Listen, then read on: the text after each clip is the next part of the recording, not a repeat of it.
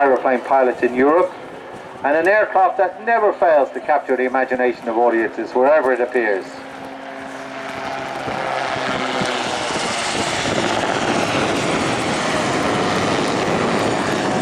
Yes, I know it was in James Bond movie. Definitely, it's the one from the James Bond movie where he had the rocket and all that. I can't remember the name of the movie. It was definitely in the James Bond movie. This is the Rotorsport Calidus Autogyro. And the same question everybody asks, what exactly is it? Well, it's not a helicopter and it's not an airplane, although it shares characteristics with both. The simplest way to describe it is as a flying windmill. Think about a sycamore seed falling from a tree, and as it descends, it spins gently through the air. And that airflow keeps it rotating slowly in its descent.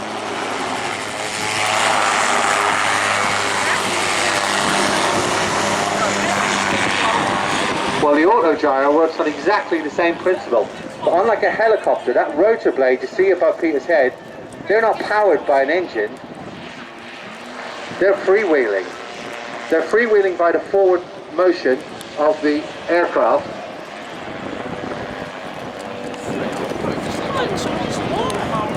And as it moves forward through the air, airflow passes upwards and through that rotor disc. And that airflow causes the blades to spin naturally. And that is known as auto-rotation.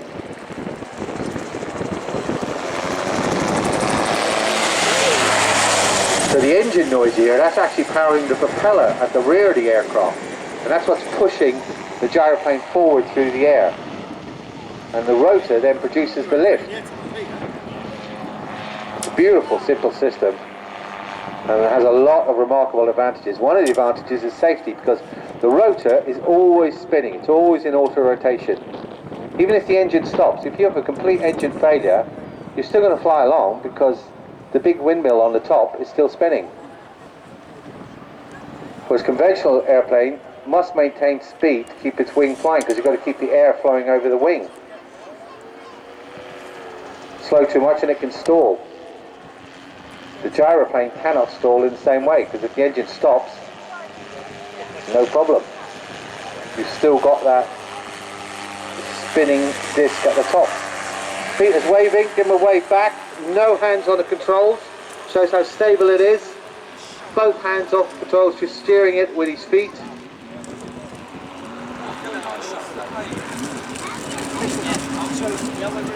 And as we saw, another fascinating feature there is that stability of the fuselage hangs beneath that rotor system. It's much like a pendulum below a pivot point. The airspeeds can approach about 350 miles per hour as they rotate. And that means they can smooth out the turbulence and help stabilize the aircraft.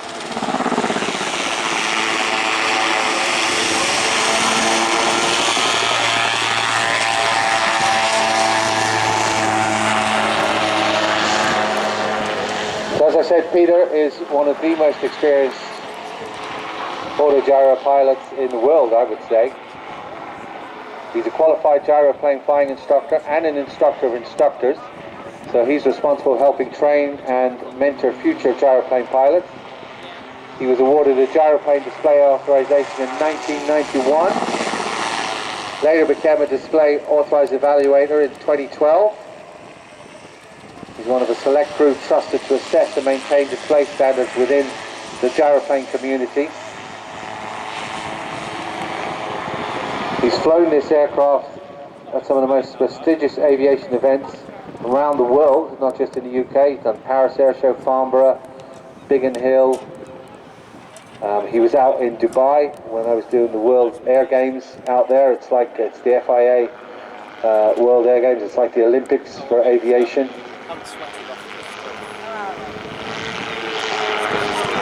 He became the first British pilot to be awarded the prize out there.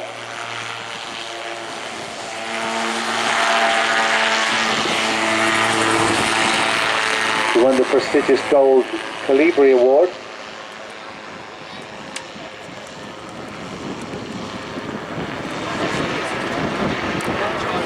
And And when he was out in Dubai, he set a world distance record in an auto gyro, which remains unbroken to this day. And that was, what was that, about 10 years ago?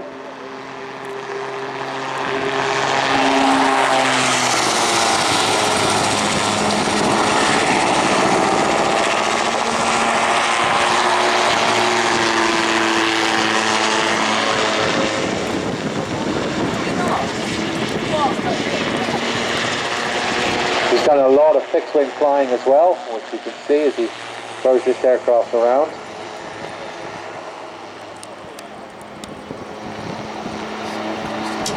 And you might have noticed, wow, this aircraft's a lot closer than everybody else. Why is that? Because it's in a lighter category. It means it can approach us a little bit closer than the bigger and heavier aircraft, and because it's so maneuverable. And as I said, it shares those characteristics of a helicopter. So in the event of any problems, you could see the aircraft will be able to auto-rotate very easily down onto the beach in front of us. So that means it can approach us a little bit closer.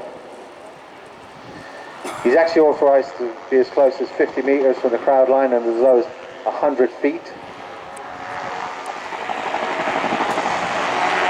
And you can see that auto-rotation now as he comes down. If you've done any helicopter training, you'll recognize that. You're just using the energy stored in the disc, in the rotor blades, to pitch the aircraft down and bring it down slow and easy.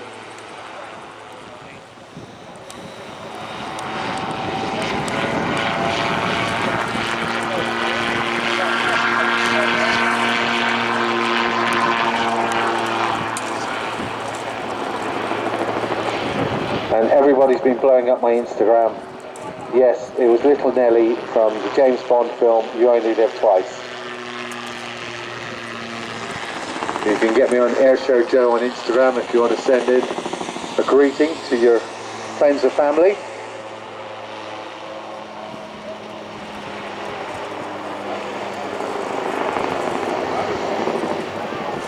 The aircraft itself, as I said, is very, very acrobatic, but it's also a very, very good cross-country aircraft. It can fly in very low weather. It's been able to operate in very, very marginal weathers. Weighs just 300 kilograms, has a maximum take-off weight of 500, and a useful payload, so you can carry like 200 kilograms. That's a lot more than Ryanair will give you. Power comes from 115 horsepower turbocharged Rotax 914 engine. And there goes Peter with his big hand waving us goodbye. Calidus will comfortably cruise at 100 miles per hour. Maximum speed, if you really want to pile on the coal, is about 120 miles an hour.